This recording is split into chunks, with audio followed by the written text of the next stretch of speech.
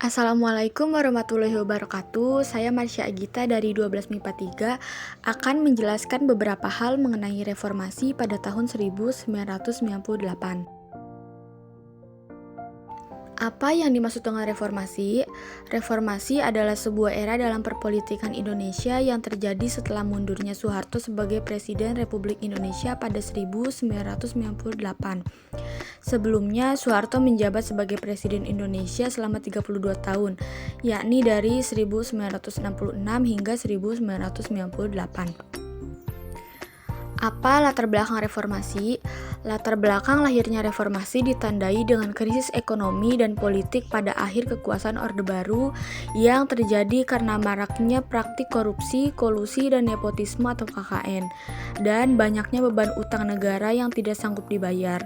Selain itu, kepemimpinan Soeharto yang sangat otoriter menimbulkan ketidakpuasan masyarakat Indonesia. Ketidakpuasan terhadap Soeharto tersebut kemudian menimbulkan demonstrasi besar-besaran di seluruh Indonesia yang melahirkan reformasi. Apa yang dilakukan Soeharto ketika mahasiswa melakukan demonstrasi? Terjadi tragedi Trisaksi dan puncak gerakan mahasiswa 1998 adalah sekitar 15.000 mahasiswa menduduki gedung DPR MPR dan menuntut pengunduran diri Presiden Soeharto.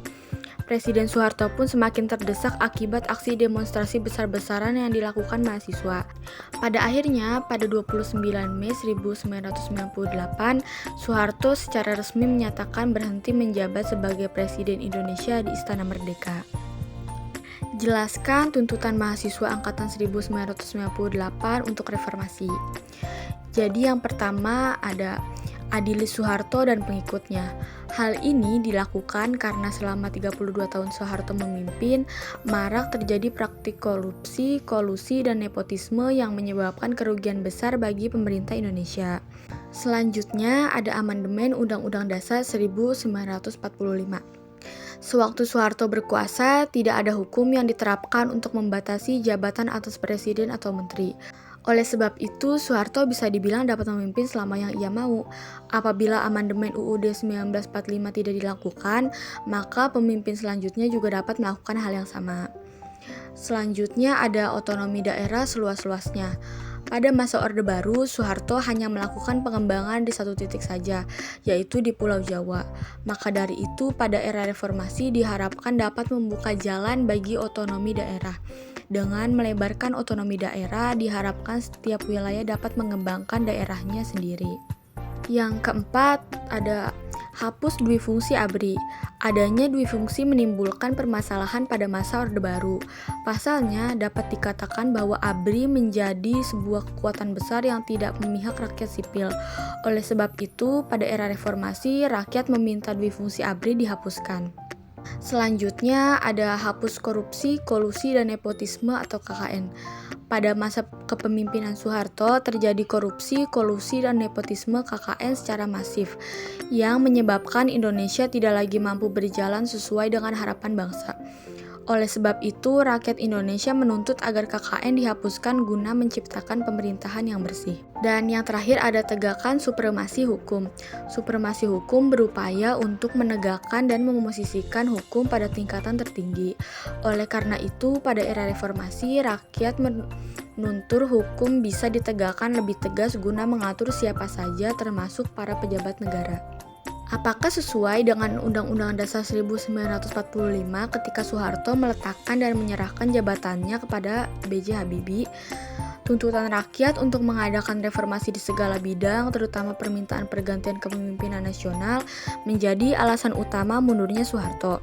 Dengan pengunduran diri ini, Soeharto menyerahkan kekuasaan kepresidenan kepada Wakil Presiden B.J. Habibie. Sesuai dengan pasal 8 UUD 45, maka Wakil Presiden Republik Indonesia, Profesor Haji B.J. Habibie yang akan melanjutkan sisa waktu jabatan Presiden IBI Mandataris MPR 1998 sampai 2003. Apakah kondisi politik ekonomi pada saat ini hampir sama dengan masa 1998? Kondisi politik ekonomi pada saat ini tidak sama dengan masa 1998 karena pada masa itu terjadi krisis moneter yang disebabkan karena merosotnya nilai tukar rupiah terhadap dolar dan membuat hutang Indonesia di luar negeri membengkak. Apa yang akan kamu lakukan sebagai pemuda yang menjadi agen perubahan ketika kondisi politik ekonomi yang tidak sehat atau tidak baik seperti terjadi pada tahun 1998? Yang akan saya lakukan sebagai pemuda pada tahun 1998, pastinya ikut berjuang mengedepankan nilai-nilai Pancasila dan mendorong agar terciptanya demokrasi yang sejati, bukan demokrasi yang otoriter.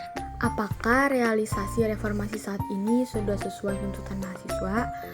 Tuntutan itu belum benar-benar tercapai. Ada hal-hal tertentu yang dilaksanakan dengan baik dan ada yang tidak.